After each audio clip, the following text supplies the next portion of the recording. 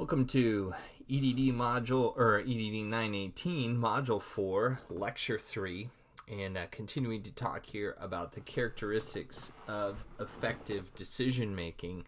And last module we talked about clarity as kind of the first one there, both role clarity and task clarity.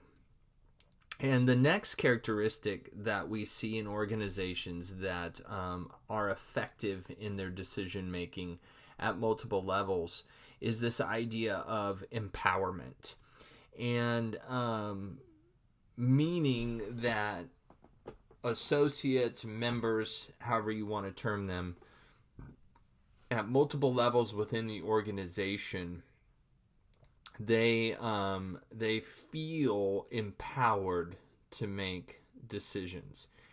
And, one of those is making sure the first part under empowerment there is making sure that they have the ability to actually make decisions.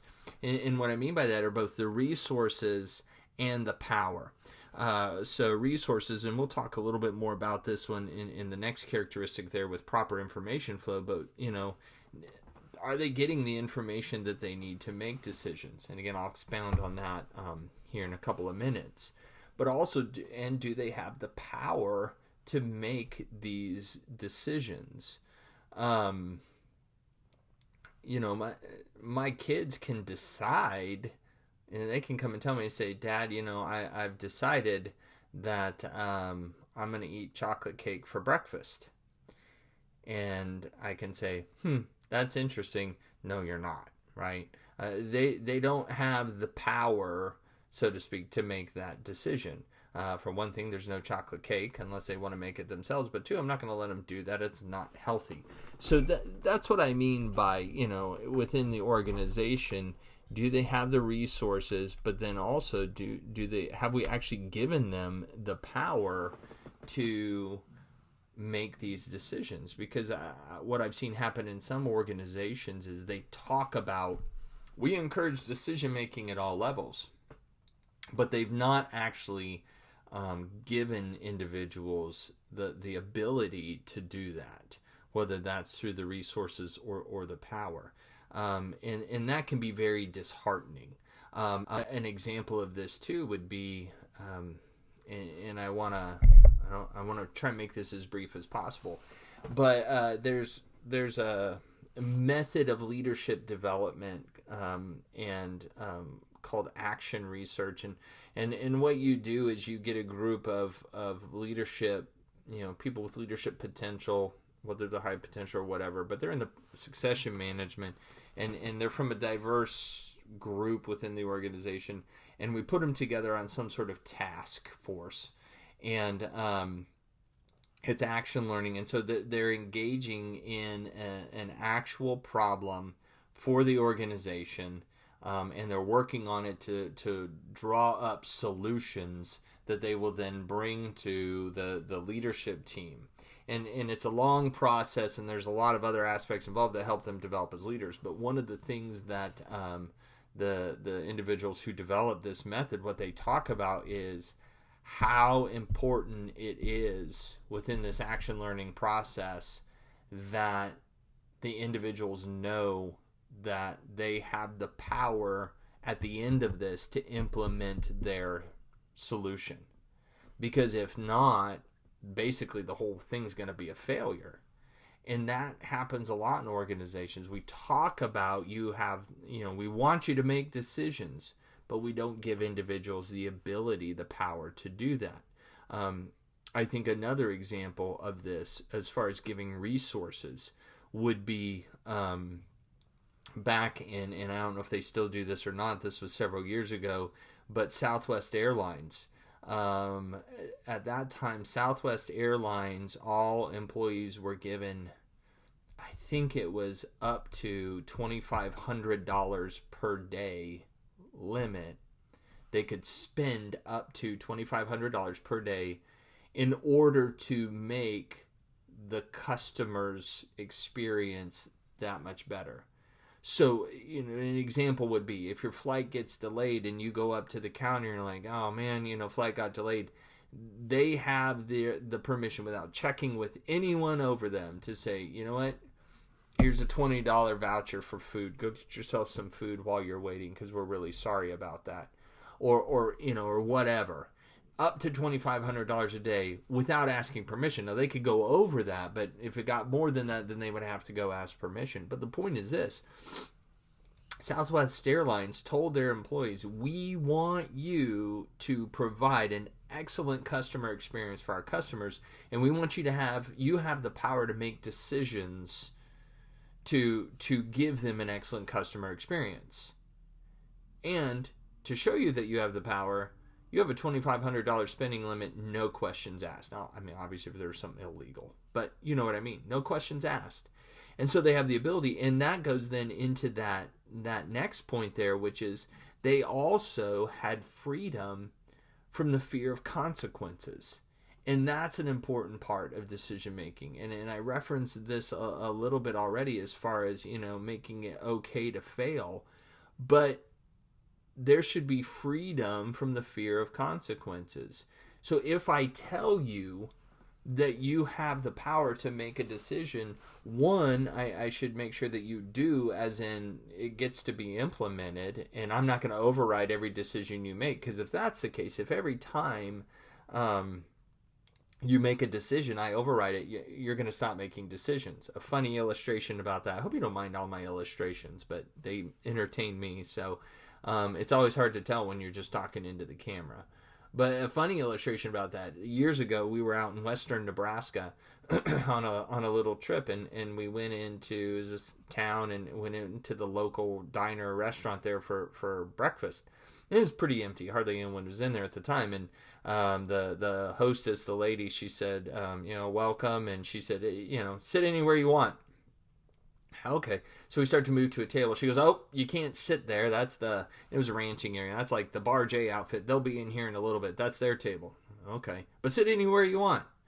We go to the next. Oh, you can't sit there. That's like the Lazy Z outfit. They'll be in here a little bit later too. You can't sit there. And I think we went to one more table. You can't sit there. And finally my dad looks at her. He's like, and he was getting frustrated. He's like, can you tell us where we can sit? She goes, why don't you sit right over there? Right?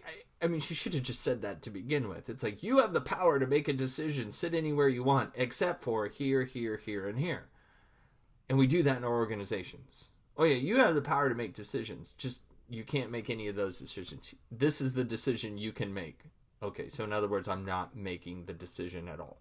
That's what we mean by empowerment. And then freedom from fear of consequences. With Southwest Airlines, they didn't have to fear, being questioned. Hey, wait a minute, you gave away 3 $20 meal vouchers. Well, yeah. You said I have the ability to do that to make sure the customer has a good experience. Right? So that's what we mean by power and fear from consequences. So then the next one there that you have is proper information flow. Proper information flow. This is another characteristic of effective decision making in an organization. Information and data are provided freely and as needed. And this is a key part of effective decision making. Yes, empowerment is important, but people, and so this connects with having the resources, as I mentioned a minute ago. Do they have the information they need to make good decisions? And by good, I mean, I mean, do they have effective? Sorry, something popped up and distracted me. But effective, as in they can make legitimate decisions that help them move forward and things like that. That's what we mean by a good decision. And so, do they have the information that they need? And not just is it provided, but is it provided freely? Because sometimes I've been in some organizations where you can get the information, but it takes an act of Congress. Illustration about that.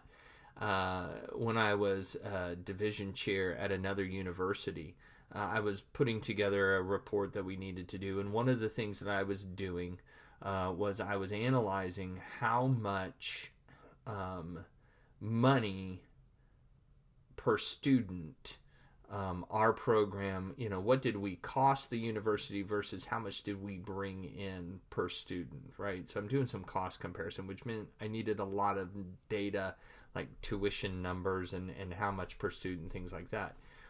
and it wasn't wrong of me to ask for this, but no one had ever asked for it before. And fortunately, I was friends with our vice president of academics. He was kind of a mentor of mine. And I told him what I was working on for this report because he would ultimately see it. And he was excited. He said, yeah, this is the kind of thing that I want more people to do.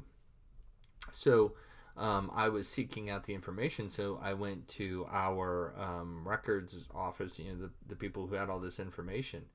And boy, it was, the walls went up. Why do you want this? Why are you at? And I was having the hardest time to get the information. I told them what I wanted it for, and no one's ever asked for that before. And finally, I went to the vice president of academics, and I said, man, I am being stonewalled here, and they just don't want to give it to me. And he ended up intervening, and basically he said, give him the information. Give any division chair that comes asking for this, we should give it to him. So I had the power, but it was very hard for me. Now, in that case, it wasn't that the leadership had put a blockade. This was another department, but leadership had to get involved. So that's that idea. If we're going to make effective decisions, we need to have access to the information and the resources. And then the second thing about that is that the upper levels are both open and receptive to information and feedback from the lower levels. And so this goes both ways.